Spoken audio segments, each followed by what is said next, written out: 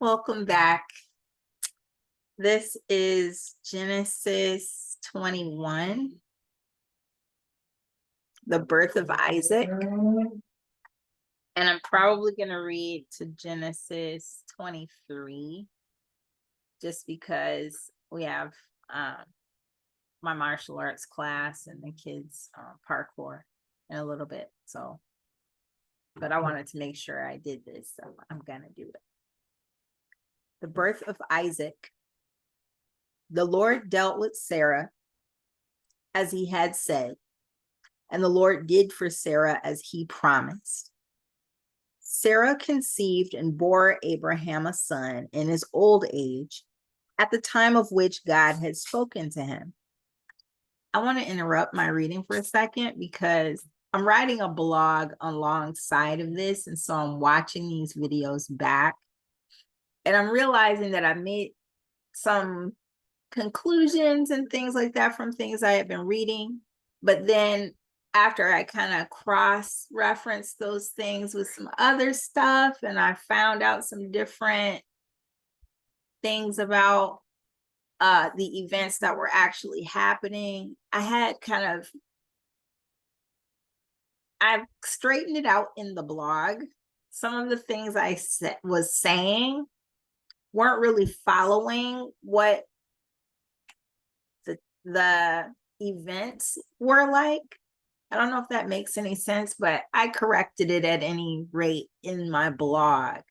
So if you find, as I'm saying things, you're like, no, her name's not Sarah yet, for example, Abram's wife, Sarai. Her name's not Sarah yet. Her name becomes Sarah later. So it's like I'm like remembering some things, but then I'm kind of not sure exactly when those events actually happen because I haven't gotten there yet. So sometimes I need to slow down, and sometimes, it's not yet time for me to make connections. So I just want you to include that as I'm processing. I am processing this information.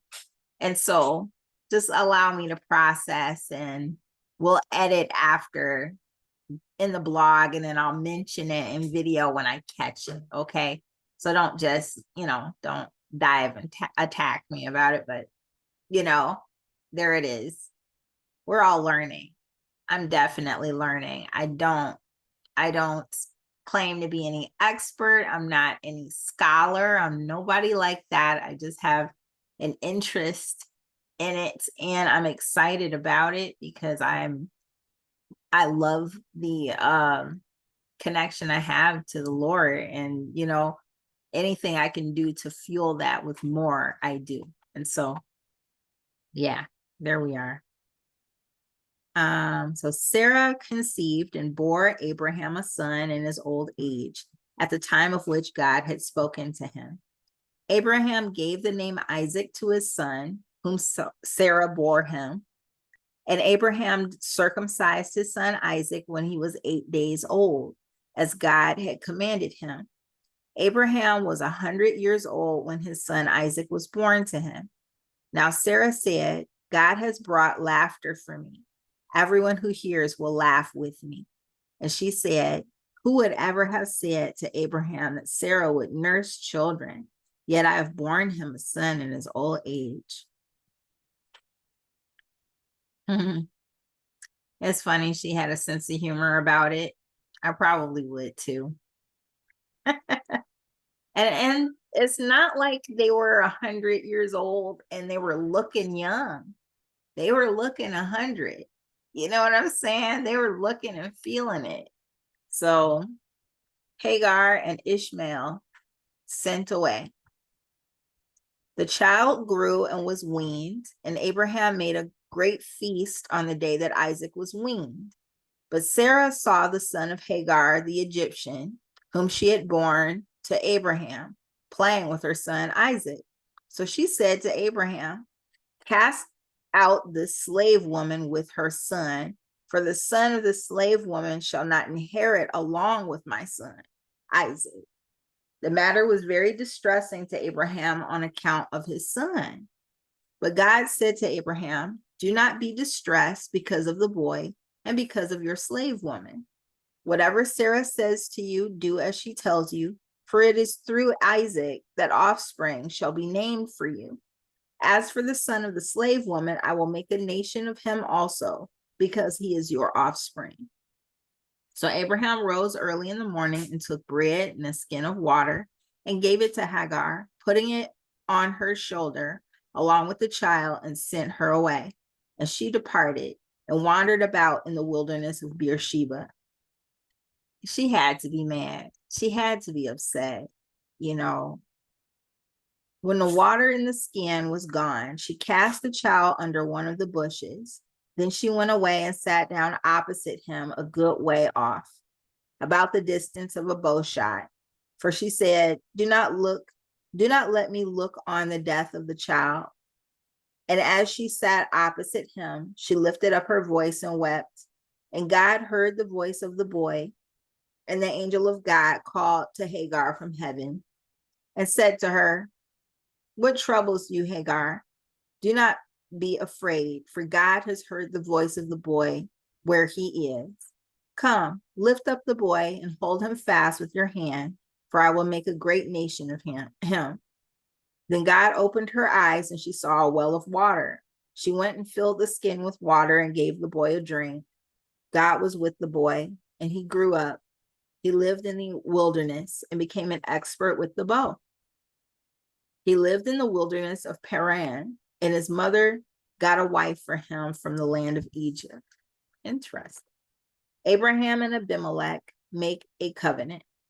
At that time, Abimelech with Phicol, the commander of his army, said to Abraham, God is with you in all that you do. Now, therefore, swear to me here by God that you will not deal falsely with me or with my offspring or with my posterity.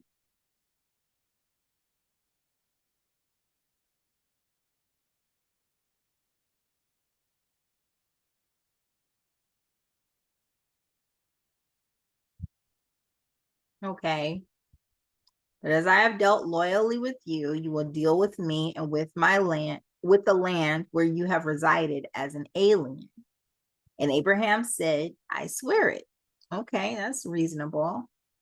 When Abraham complained to Abimelech about a well of water that Abimelech's servants had seized, Abimelech said, I do not know who has done this. You did not tell me, and I have not heard of it until today. So Abraham took sheep and oxen and gave them to Abimelech, and the two men made a covenant. Abraham set apart 7 ewe lambs of the flock, and Abimelech said to Abraham, what is the meaning of these 7 ewe lambs that you have set apart? He said, these 7 ewe lambs you shall accept from my hand in order that you may be a witness for me that I dug this well.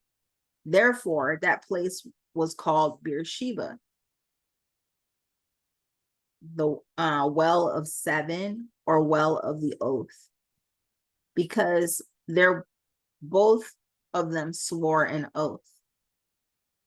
When they had made a covenant at Beersheba, Abimelech with Phicol, the commander of his army, left and returned to the land of the Philistines.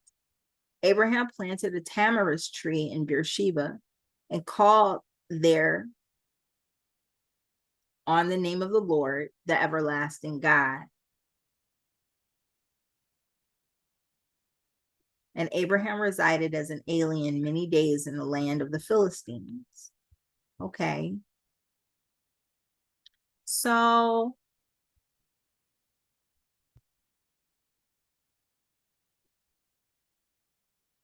all right.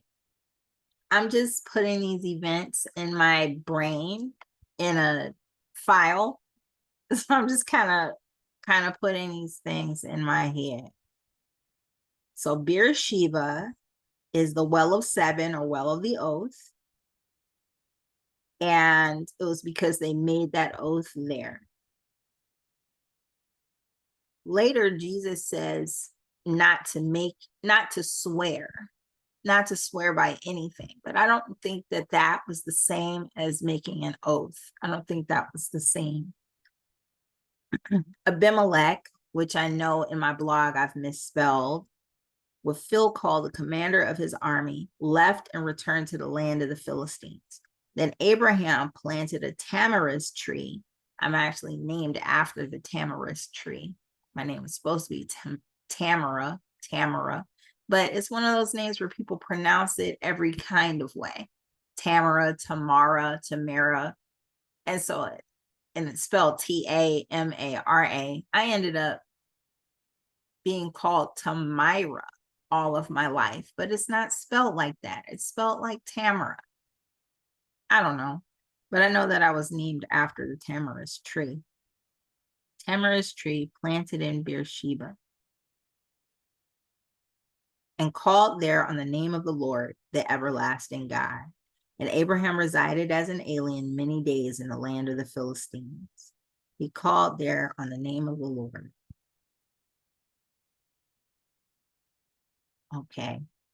The command to sacrifice Isaac. So this is Genesis 22. After these things, God tested Abraham. He said to him, Abraham. And he said, here I am. He said, take your son, your only son Isaac, whom you love, and go to the land of Moriah and offer him there as a burnt offering on one of the mountains that I shall show you. So Abraham rose early in the morning, saddled his donkey, and took 2 of his young men with him and his son Isaac. He cut the wood for the burnt offering and set out and went to the place in the distance that God had shown him. On the 3rd day, Abraham looked up and saw the place far away. Then Abraham said to his young men, stay here with the donkey. The boy and I will go over there. We will worship, and then we will come back to you. Abraham took the wood of the burnt offering and laid it on his son Isaac, and he himself carried the fire and the knife. So the 2 of them walked on together. Isaac said to his father, Abraham, Father, he said, here I am, my son, he said. So Abraham spoke to his son the same way the Lord spoke to Abraham. So he says, Abraham. The Lord said, Abraham. And Abraham said, here I am. So I want to read that again. That's cute. Here I am, he said. Yeah. So that's 1. Genesis 22:1. And then Genesis 7. The way the Lord spoke to Abraham, and the way that Abraham spoke to his own son. Here I am, my son, he said. Isaac said to his father, Abraham, Father, and he said, here I am, my son. Actually, it's like the Lord called for Abraham, and Isaac called for Abraham the same way. Here I am, my son, he said. The fire and the wood are here, but where is the lamb for a burnt offering?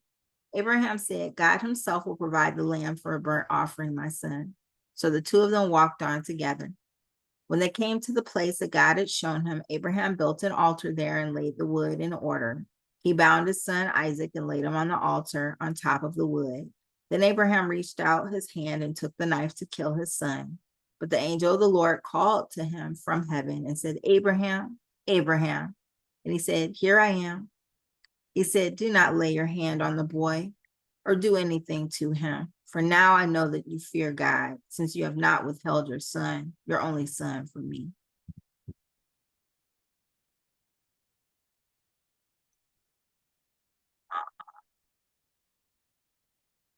Your only son.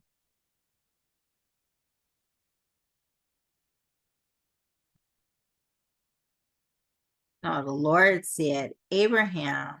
And Abraham said, here I am. Yeah, that's what I said, right? And then Isaac said to his father, Abraham, Father. And then Abraham said again, here I am, my son. He said, here I am. Okay. And then the angel of the Lord called to Abraham, Abraham, Abraham. And he said, here I am. So do not lay your hand on the boy or do anything to him. For now I know that you fear God, since you have not withheld your son, your only son, from me. And Abraham looked up and saw a ram caught in a thicket by its horns. Abraham went and took the ram and offered it up as a burnt offering instead of his son. So Abraham called that place, the Lord will provide. As it is said to this day, on the mount of the Lord it shall be provided. The angel of the Lord called to Abraham a second time from heaven and said, by myself I have sworn, says the Lord, because you have done this and have not withheld your son, your only son, I will indeed bless you, and I will make your offspring as numerous as the stars of heaven and as the sand that is on the seashore. And your offspring shall possess the gate of their enemies, and by your offspring shall all the nations of the earth gain blessings for themselves, because you have obeyed my voice. So Abraham returned to his young men, and they arose and went together to Beersheba, and Abraham lived at Beersheba. So Abraham called the place, the Lord will provide, as it is said to this day, on the mount of the Lord it shall be provided. The angel of the Lord called to Abraham a second time from heaven. The angel of the Lord called to Abraham a second time from heaven and said, by myself I have sworn, says the Lord, because you have done this and have not withheld your son, your only son. By myself I have sworn, says the Lord. I will indeed bless you, and I will make your offspring as numerous as the stars of heaven and as the sand that is on the seashore. And your offspring shall possess the gate of their enemies. And by your offspring shall all the nations of the earth gain blessings for themselves, because you have obeyed my voice. So Abraham returned to his young men, and they arose and went together to Beersheba. And Abraham lived at Beersheba.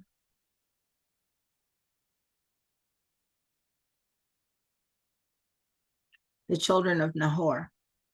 Now, after these things, it was told Abraham, Milcah also has borne children to your brother Nahor. Uz, the firstborn, Buz, his brother, Kemuel, the father of Aram, Chesed, Hazo, Pildash, Jidlaph, and Bethuel. Bethuel became the father of Rebekah. These 8 Milcah bore to Nahor, Abraham's brother.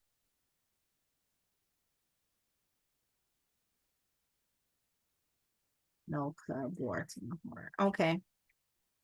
Moreover, his concubine, whose name was Ruma, bore Teba, Gaham, Tahash, and Makkah.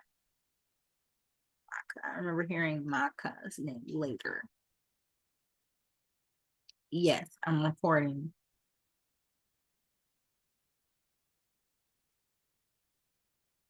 Okay. Text me. All right. Sarah's death and burial. Sarah lived 127 years. This was the length of Sarah's life. And Sarah died at Kiriath Arba, that is Hebron, in the land of Canaan. And Abraham went in to mourn for Sarah and to weep for her. Abraham rose up from beside his dead and said to the Hittites, I am a stranger and an alien residing among you. Give me property among you for a burying place, so that I may bury my dead out of my sight. The Hittites answered Abraham, hear us, my lord. You are a mighty prince among us. Bury your dead in the choicest of our burial places. None of us will withhold from you any burial ground for burying your dead. Abraham rose and bowed to the Hittites, the people of the land. He said to them, if you are willing that I should bury my dead out of my sight, hear me and entreat for me Ephron, son of Zohar, so that he may give me the cave of Machpelah, which he owns. It is at the end of his field. For the full price, let him give it to me in your presence. as a possession for a burying place. Now Ephron was sitting among the Hittites, and Ephron the Hittite answered Abraham in the hearing of the Hittites, of all who went in at the gate of his city. No, my lord, hear me. I give you the field, and I give you the cave that is in it. In the presence of my people, I give it to you. Bury your dead. Then Abraham bowed down before the people of the land. He said to Ephron in the hearing of the people of the land, if you only will listen to me, I will give the price of the field, accept it from me, so that I may bury my dead there. Ephron answered Abraham, my lord, listen to me. A piece of land worth 400 shekels of silver. What is that between you and me? Bury your dead. Abraham agreed with Ephron, and Abraham weighed out for Ephron the silver that he had named in the hearing of the Hittites, 400 shekels of silver, according to the weights current among the merchants. So the field of Ephron in Machpelah, which was to the east of Mamre, a field with a cave that was in it, and all the trees that were in the field throughout its whole area passed to Abraham as a possession in the presence of the Hittites, in the presence of all who went in at the gate of his city. After this, Abraham buried Sarah, his wife, in the cave of the field of Machpelah, facing Mamre, that is Hebron, in the land of Canaan. The field and the cave that is in it passed from the Hittites into Abraham's possession as a burying place. Okay.